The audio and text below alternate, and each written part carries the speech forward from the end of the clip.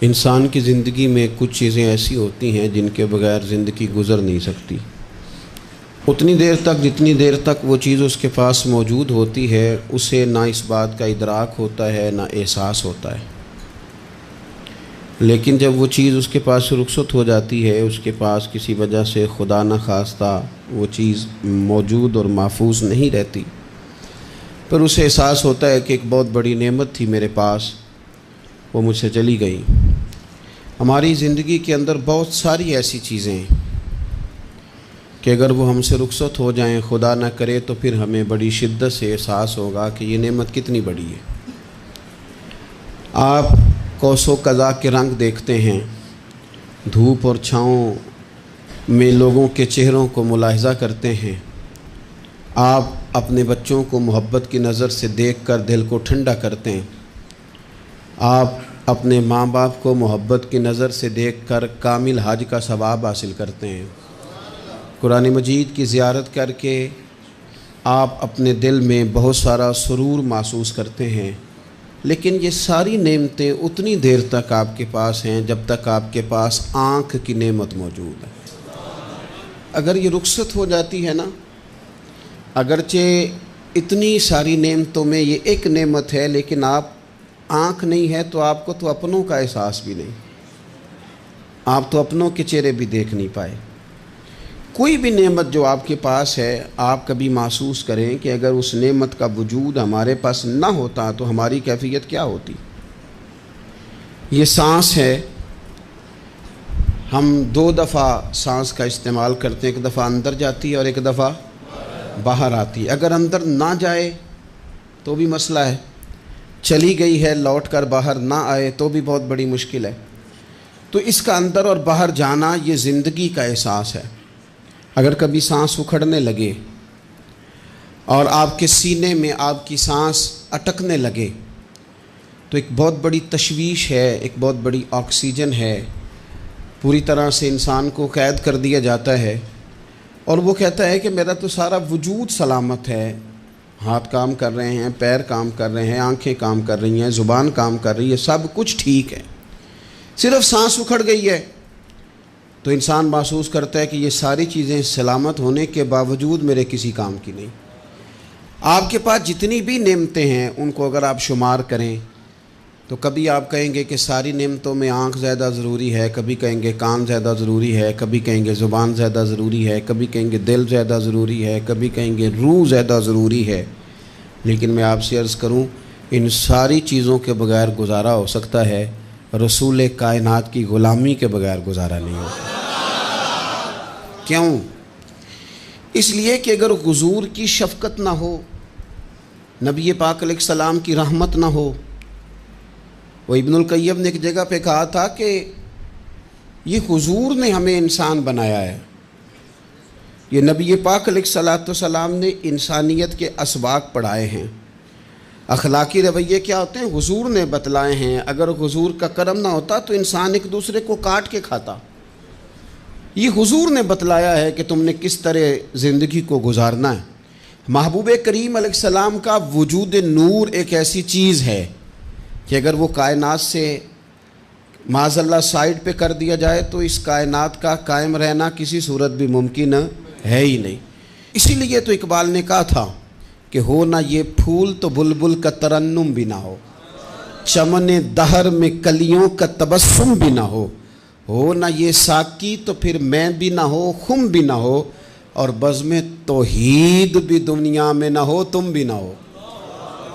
وہ بڑی بات کہہ گئے ہیں، میں نے بھی اس کو کوئی نہیں کھولنا، کہتے ہیں بزم توحید بھی دنیا میں نہ ہو، تم بھی نہ ہو، خیمہ افلاق کا استادہ اسی نام سے ہے، اور نبض ہستی تپش آمادہ اسی نام سے ہے۔ تو اقبال پھر ہمیں کرنا کیا ہے؟ کہنے لگے کرنا آپ کو یہ ہے کہ قوت عشق سے ہر پست کو بالا کر دے اور دہر میں اسم محمد سے اجالا کر دے۔ یہ کرنے کا کام ہے، اس رستے پہ آپ چل پڑیں۔ میرے بھائی، پہلی امتوں کے آپ تذکرے پڑھ لیں، کتابوں میں موجود ہیں۔ سورہ آراف کو دیکھ لیں، اس میں بہت ساری چیزوں کا تذکرہ کر دیا گیا ہے، اور بھی قرآن مجید کی بے شمار صورتیں ہیں، آپ ان کو دیکھ لیں، اس پر غور کر لیں۔ جب قومیں نہیں مانتی تھی، انکار کرتی تھیں، تو اللہ تبارک و تعالیٰ انہیں تباہ کر دیتا تھا۔ بات نہیں مانی، ختم ہو گئی۔ ایک مقصد ہے نا جس کے لیے کسی چیز کو بنایا گیا ہے، تو مقصد تخلیق انسانیت کیا ہے کہ وما خلقت الجن والانس الا لیعبدون، جنوں اور انسانوں کو اللہ نے اپنی عبادت کے لیے پیدا کیا، اور ان کو جب عبادت کی دعوت دی گئی، جب انہیں پیغام دیا گیا اللہ تعالیٰ کی توحید کا، انہوں نے نہیں مانا، تو جس مقصد کے لیے بنایا تھا جب اس طرف ہی نہیں آئے۔ یہ پنکھا لگایا جاتا نا ہوا کے لیے، تو اگر پنکھا ہوا نہ دے تو اس کا کوئی چھت پہ کام ہے؟ اس کو اتار کے تو آپ سکریب والے کے پاس بھیج دیں گے، بھئی ختم ہو گئی بات۔ تو مقصد جو تھا نا اللہ کی عبادت تھی، تو جب قومیں اللہ کی عبادت کی طرف نہیں آئیں تو اللہ نے انہیں تباہ کر دیا اور صفحہ ہستی سے مٹا دیا۔ اللہ تعالیٰ کے پیارے محبوب علیہ السلام نے کفار مکہ کو، قریش کو، عالم عرب کو، عالم انسانیت کو دعوت دی، وداعیا الی اللہ باذنہ وسراجا منیرا۔ اس منصب پر فائز ہو کر حضور نے دعوت دی۔ جب انہوں نے دعوت کا انکار کیا، حضور نے انہیں عذاب سے ڈرایا، اللہ کے عذاب سے، چونکہ حضور نذیر ہیں۔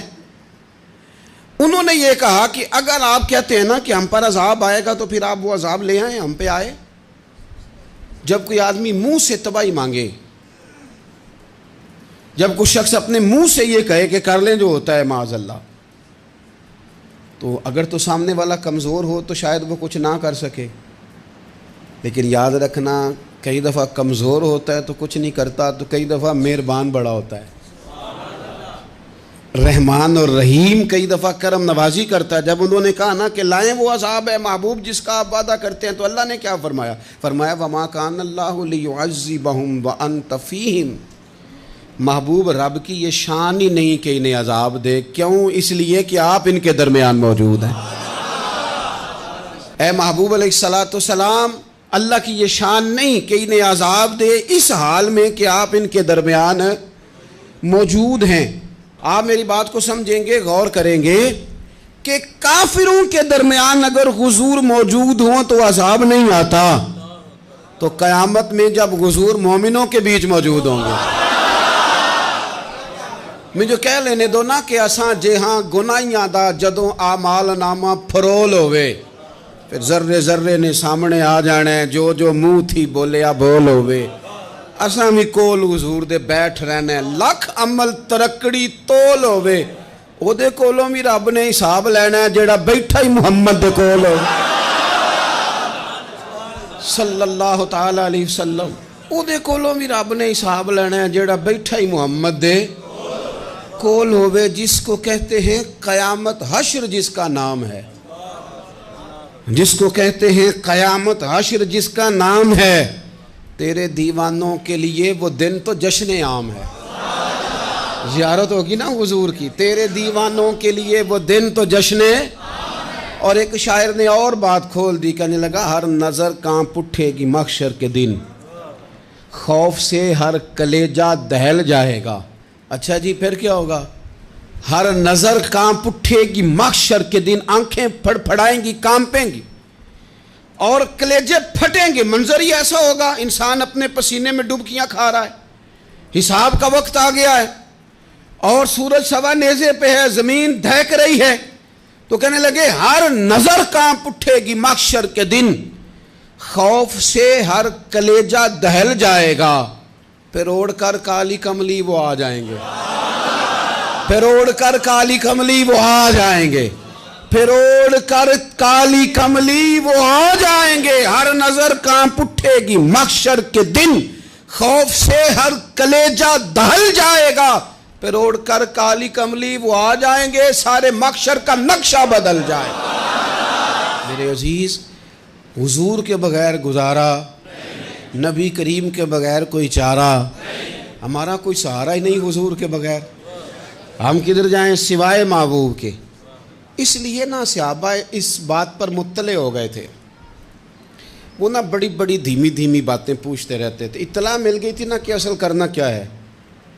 تو جو رازدار لوگ ہوتے ہیں نا وہ پھر دھیمے دھیمے راز کی باتیں کرتے ہیں۔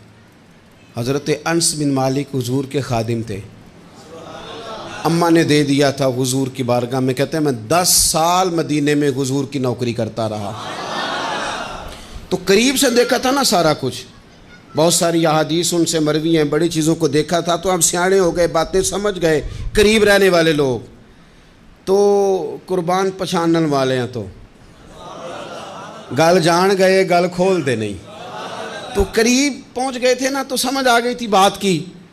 تو ترمذی میں موجود ہے، ایک دن حضور سے پوچھتے ہیں یا رسول اللہ قیامت والے دن آپ کو کہاں تلاش کروں؟ یعنی حضور علیہ السلام سے پوچھتے ہیں حضور میں نا قیامت والے دن، بھئی بات تو یہ نا کہ اعمال ٹھیک کیے جائیں، معاملات پر توجہ دی جائے، عبادات کا خیال کیا جائے، جو ہمارے ذمے ڈیوٹیاں ہیں وہ پوری کی جائیں۔ تو وہ کہتے ہیں حضور وہ قیامت والے دن کہاں تلاش کروں؟ تو حضور نے بھی نہیں فرمایا کہ تو اعمال ٹھیک کر، مجھے ڈھونڈنے کی کیا ضرورت ہے، کہاں ڈھونڈوں؟ تو حضور فرمانے لگے مسکرا کے فرمانے لگے، چونکہ قربان پچھانن والے ہیں، تو اے گل جان گئے گل کھول دے نہیں۔ حضور علیہ السلام سے کہا یا رسول اللہ میں نہ قیامت والے دن کہاں تلاش کروں؟ تو حضور فرمانے لگے حوض کوثر پہ۔ یا رسول اللہ وہاں کیا ہوگا؟ تو فرمایا امت پیاسی آئے گی تو میں جام بھر بھر کے پلاؤں گا، میں جام بھر بھر کے پلاؤں گا۔ ایسا کہ تیری خیر تیرے میں کدے کی خیر، ایسی پلا کہ جس کا نشہ عمر بھر رہے۔ اور ایک نے کہا تھا کہ طیبہ سے منگائی جاتی ہے، سینوں میں رچائی جاتی ہے، توحید کی میں پیالوں سے نہیں نظروں سے پلائی جاتی ہے۔ حضور صلی اللہ علیہ وسلم نے فرمایا حوض کوثر پہ بھی جام پلائیں گے؟ سیانے بڑے تھے حضرت انس اور بلا ہمارا کر رہے تھے، یہ حضور سے پوچھ کے نا تو ہمیں ایڈریس بتا رہے ہیں، کیونکہ حدیث روایت کر دی نا تو ہمیں ایڈریس سمجھا دیے، پتے بتا دیے کہاں پہنچنا ہے، ساری جگہ سمجھا دی۔ چلیں جدید دور آ گیا ہے، انہوں نے لوکیشن بتا دی، کہاں کر کے نا کس جگہ جا کے سٹاپ کرنا ہے کام۔ یا رسول اللہ وہاں ملاقات نہ ہوئی تو حضور نے فرمایا پھر پل صراط پہ آنا۔ یا رسول اللہ وہاں کیا ہوگا؟ فرمایا امت گزر رہی ہوگی اور میں دعائیں مانگ رہا ہوں گا، رب سلم امتی رب سلم امتی، یا اللہ میری امت کو سلامتی سے گزار دے، تو وہاں آ جانا، میں دعائیں وہاں مل جاؤں گا، قربان جائیں۔ فاضل بریلوی بول پڑے، کہنے لگے خدا کی رضا چاہتے ہیں دو عالم، خدا چاہتا ہے رضائے محمد، اجابت کا جوڑا عنایت کا سہرا، دلہن بن کے نکلی دعائے محمد، اجابت نے جھک کر گلے سے لگایا بڑی ناز سے جب دعائے محمد، رضا اب پل سے وجد کرتے گزریے کہ ہے رب سلم دعائے محمد صلی اللہ علیہ وسلم۔ تو عرض کی یا رسول اللہ وہاں ملاقات نہ ہوئی تو؟ میں نے کہا وہ ہمیں لوکیشن سمجھا رہے تھے، انہیں تو پتا تھا پہلے ہی، ایک قربان پچھانن والے ہیں، تو ایک گل جان گئے گل کھول دے نہیں، تو وہاں نہ ملاقات ہوئی تو حضور نے فرمایا پھر میزان عمل پہ آنا۔ یا رسول اللہ وہاں کیا ہوگا؟ فرمایا امت کے عمل تول رہے ہوں گے اور میں ان کے لیے دعائیں کر رہا ہوں گا۔ میں نہیں جا سکا کبھی بچوں کے ساتھ پیپر دلوانے، استاد کو اجازت نہیں دیتے، کہتے ایک ایگزامینر اور آئے گا کوئی، جس نے پڑھایا ہو اسے اجازت نہیں کہ تو جا۔ ابا جی کو اجازت نہیں ہوتی کہ وہ ایگزامینیشن ہال میں جائے، وہاں تو کوئی اور لوگ آتے ہیں۔ یہ بھی عجیب سبق ہے نا کائنات کا کہ سارے تعلیم و تربیت کے اسباق بھی حضور پڑھائیں، رنگ بھی سارا حضور ہی بتائیں، اور قبر کے سوالات بھی سارے ہمیں حضور بتا دیں، اور جب پیپر ہونے لگے تو سرانے بھی کھڑے ہو جائیں، تو پھر کہہ لینا ایک دفعہ پھر کہ وہ دے کولوں کی رب نے حساب لینا، جیڑا بیٹھا ہی محمد دے کول، وہ دے کولوں کی رب نے حساب لینا۔ میرے عزیز ہمارا گزارا نہیں حضور کے بغیر۔ لوگ اصل میں نا ہمارا مسئلہ نہیں سمجھتے، ہمارا مسئلہ کچھ اور ہے۔ لوگ ہمیں نا بلا وجہ پریشان کرتے ہیں، کبھی جھنڈے سے، تو نبی کریم نے سن لیا، اب کیا کریں، دلیل دیں گے تو بات مضبوط ہو جائے گی۔ حضور نے سن لیا تو بعد میں فرمایا ابو سعید تو بڑا سونا قرآن پڑھتا ہے، رب کے علاوہ کسی کو دکھا کے عبادت کرنی جائز ہے؟ حضرت ابو سعید خدری کہنے لگے سن رہے ہیں مجھے پتہ نہیں تھا آپ سن رہے ہیں، ورنہ میں نے تو اور بنا بنا کے پڑھنا تھا۔ اب تو مان جاؤ نا، جو کسے دا عاشق ہوئے گل اسے دی کرد ہے، 100 مکر بہانے کر کے، 100 مکر بہانے کر کے او دے ہی مرنے مرد ہے۔ میرے عزیز ہماری مجبوری ہے، لوگ اس بات کو سمجھتے نہیں، ہماری مجبوری ہے، حضور کا میلاد ضروری ہے۔ لوگ سمجھتے نہیں بات کو، اس لیے بلا وجہ رٹا ڈال کے بیٹھتے ہیں۔ بھئی ہم نے تو کوئی رٹا ڈالنا نہیں، نہ سیاست کا، نہ دولت کا، نہ اقتدار کا، نہ کسی اور چیز کا۔ سیاست دے جھگڑے اساں چھوڑ دیتے، یہ تے محبت دا جھگڑا ہے، یہ چھڑا کوئی نہیں سکتا۔ تو میرے عزیز ہمارا حضور کے بغیر گزارا، اور نبی پاک علیہ السلام کے بارے میں رب فرماتا ہے وَلَسَوْفَ يُعْطِيكَ رَبُّكَ فَتَرْضَىٰ، محبوب میں آپ کو اتنا دوں گا کہ آپ اپنے رب سے راضی ہو جائیں گے۔ کیا کروں میں اب، یہ آیت اتنی شاندار ہے۔ حضرت امام زین العابدین رضی اللہ تعالیٰ عنہ سے کسی بندے نے کہا قرآن پاک میں سب سے زیادہ امید والی آیت کون سی ہے؟ اس کا خیال تھا لا تقنطوا من رحمت اللہ کہیں گے، اللہ کی رحمت سے نا امید نہ ہونا۔ اس نے کہا حضور سب سے امید والی آیت بتائیں۔ وہ کہتا میرے ذہن میں تھا کہ یہ والی آیت پڑھیں گے۔ تو امام زین العابدین رضی اللہ تعالیٰ عنہ فرمانے لگے سب سے امید والی آیت ہے وَلَسَوْفَ يُعْطِيكَ رَبُّكَ فَتَرْضَىٰ، رب کہتا ہے محبوب اتنا دوں گا کہ آپ اپنے رب سے راضی ہو جائیں گے۔ آیت نازل ہو گئی تو حضور پتہ کیا فرماتے ہیں صحابہ سے؟ فرماتے ہیں رب کہتا ہے حبیب تجھے راضی کرنا ہے، اور جب تک میرے سارے غلام جنت میں گئے نہ میں نے اللہ سے راضی ہونا ہی نہیں۔ میں نہیں راضی ہوتا اللہ سے، سارے جائیں گے تو تب تو میں تو کہتا ہی رہوں گا نا قربان پچھانن والے آتا۔ او گل جان گئے پر گل کھول دے، او گل کھول دے نہیں، پتہ چل گیا بات کا۔ حضور کے بغیر گزارا، حضور کے بغیر کوئی چارہ ہی نہیں۔ اور خود حضور کیا فرماتے ہیں، یہ سنن ابن ماجہ ہے، میرے رسول پاک صلی اللہ تعالیٰ علیہ وسلم ارشاد فرماتے ہیں، حدیث کے راوی حضرت ابو موسیٰ اشعری رضی اللہ تعالیٰ عنہ، حضور فرماتے ہیں کہ اللہ نے مجھے اختیار دیا۔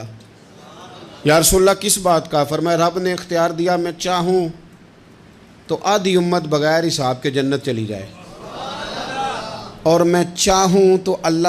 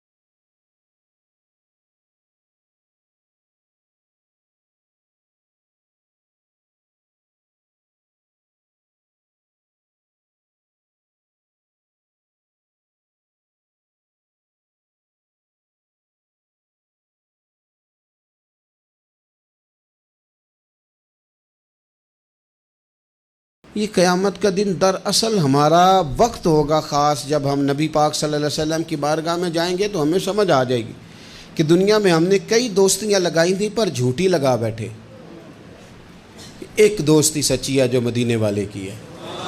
وہ کہتے ہیں محمد بوٹیا جھوٹا ہی جاگ سارا، اے سچیاں مدینے والے دیاں یاریاں، سچیاں مدینے والے دیاں۔ تو نبی پاک صلی اللہ علیہ وسلم کے بغیر نہ دنیا میں گزارا ہے، نہ قبر میں گزارا ہے، نہ آخرت میں گزارا ہے۔ اب ایک سبق ہے، وہ سبق بھی آپ نے ضرور یاد کرنا ہے۔ جس شخصیت کے بغیر ہمارا گزارا نہیں، نہ قبر میں، نہ حشر میں، نہ پل صراط پہ، نہ میزان عمل میں، نہ حوض کوثر پہ، تو ہمارا ان کے بغیر دنیا داری میں گزارا کیسے ہو جاتا ہے؟ ہمارا تجارت بھی حضور سے سیکھیں، گھرداری بھی حضور سے سیکھیں، شادی بیاہ کے طریقے بھی حضور سے سیکھیں۔ جب گزارا نہیں حضور کے بغیر تو پھر زندگی کے سارے سلیقے حضور سے سیکھیں، پھر ادھر ادھر جانے کی ضرورت ہے۔ حضور کی سیرت کو پڑھیں، سوانے کو پڑھیں، حیات مبارکہ کا مطالعہ کریں۔ یہ جو ہم میلاد کا جلوس لے کے نکلتے ہیں نا، جب ہم نے نا بہت ساری چیزوں کو سطحی سا سمجھ لیتے ہیں معاذ اللہ بعض اوقات۔ یہ جب ہم میدان میں نکلتے ہیں نا، میلاد کے جلوس میں حضور کے نام کا نعرہ لگاتے ہیں، تو ہم نا للکارتے ہیں اس نظام کو جو نظام حضور سے پہلے تھا۔ امیر غریب کی تقسیم تھی، ذات برادری کی تقسیم تھی، چھوٹے بڑے کی تقسیم تھی، گورے کالے کی تقسیم تھی۔ ہم جب میدان میں نکل کے نعرہ لگاتے ہیں تو ہم اس نظام کو للکارتے ہیں، ہم کہتے ہیں وہ نظام نہیں چلے گا، وہ حضور کا میلاد ہو گیا ہے۔